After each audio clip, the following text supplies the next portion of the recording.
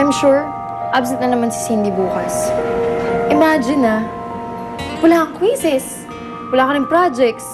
Kung ako yun, siguro depressed na ako. Sobra-sobra. Ano kaya mumusa ng iba? Kayang-kaya kong mabol ni Cindy. Kasi siya, okay lang kahit passing grade. Ikaw, hindi ka ba magre-review? Lapit na kaya ng exams. Sabi nila, quarterly exam muna bago mag-retreat. Next week pa yun. Tsaka di naman kalakapsitin yung buong libro eh.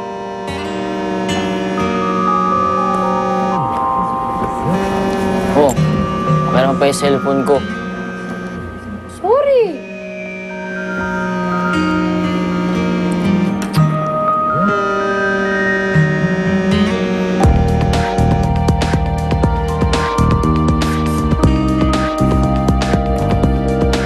Praning ka no?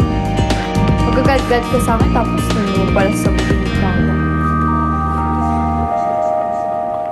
Oh, bakit naman nakabusangot yung fest mo? Ayaw kasi sagutin ni Lucas yung mga tawag ko eh. Baka naman hindi naririnig. Mukhang pinatayin ako ng phone eh. Kanina pa ako tumatawag. Malay mo, nagre-review siya. Kaya nakamute, di ba? Parang hindi yun yung naisip ko eh. Parang ayaw niya akong kausapin.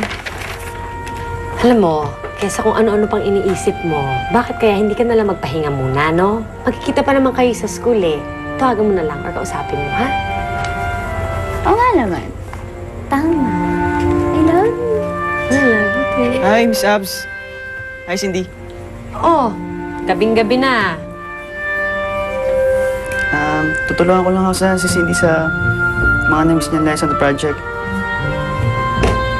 Nagtanong-tanong na rin ako sa mga classmates niya eh. Kinopya ko na rin yung mga homeworks. Bakit? Bakit? Lagi ko naman ginagawa sa ito, di ba?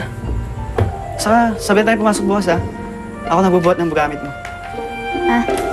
Hindi, wag na, okay lang. Gusto ko simula ngayon, kay Abs na ako sasabay.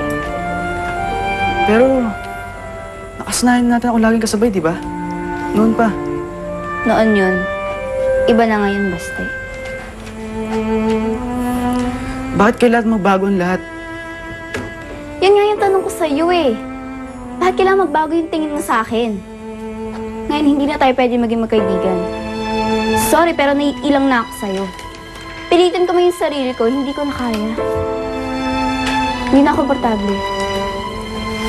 Sana maintindihan mo, Baste. Na iba na tayo ngayon.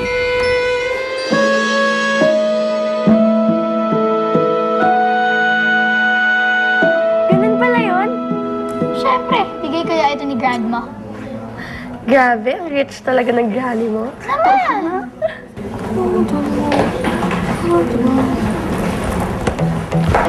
Hi, Cindy! Kumusta ka? Namiss kita, alam mo yon? Namiss kitang asarin. Grabe naman kayo. Naksidente na nga yung tao. Ginaganyan nyo pa. Yan mo na. Upo na tayo. Wait. What's this? Ay! Oops! It hurts. Sorry, Buti nga sa'yo. Girls, ano nangyayari dito? Miss ako si Natalie. Tinutokso na naman si Cindy. Di mo kailangan. Go back to your chair, now. Buti. At bakit kami laptop? Bawal yan dito. Tago mo na yan. Okay.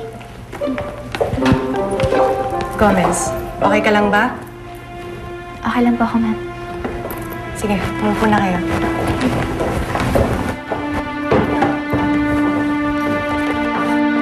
Good morning, class. Good morning, Miss Robles. Sige, umupo na kayo. Kayo talagang mga girls. Sana naman magtino kayo kahit konti. Tutal, malapit na yung retreat nyo. Boring. Anong boring? Kailangan niyo yung retreat. Dahil yung mga sungay nyo, lumalabas na dito sa bubong. Tingnan lang natin kung hindi kayo mapatino ni Mrs. Barbarella Jackson. What? The GC is back? Yes, of course she's back. Kaya kayong lahat, kailangan mag-practice na kayo na maging mabait. Simulan na natin. JC. Anong JC? Gift check. Hindi. Finance counselor. Nag-leave kasi si Mrs. Jackson kaya hindi mo siya naabutan eh. Straight. Hindi. Di ba? Pero, depende sa estudyante. Sana pati din siya lang para maging friends kami. Hindi na ako tulad mga visit namin girls na yan.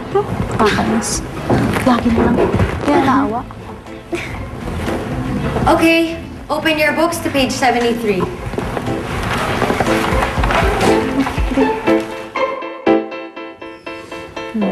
Hi! Join ako ha! Gusto niyo ng cake? Nahilig ka pala mag-bake.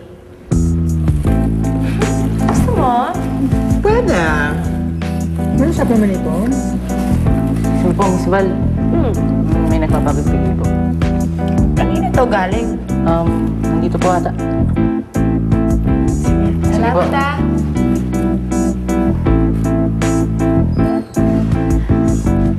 Ano na naman yung mga mukhang yan?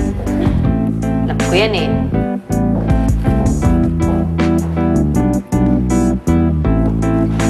Kanina daw galing. Wala to. Sa isang estudyante ko lang. Tutor kasi ako eh. Totoo ba yan? Oo naman no. Ako sino na estudyanteng yan, napaka-sweet naman niya. True. Bakit kaya sa akin walang student na nagbibigay ng rose? Kasi nga, mas bagay sa'yo ang everlasting. Everlasting? Everlasting love. Ano, Miss Pida, Cake?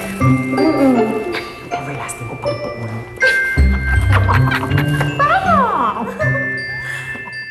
Lucas! Lucas! Lucas! Lucas! Lucas! Oy! Ay, kakagaling ko lang ng library. Alam mo ba kasi nakita ko yung picture ni Miss Barbarella. Jackson! So,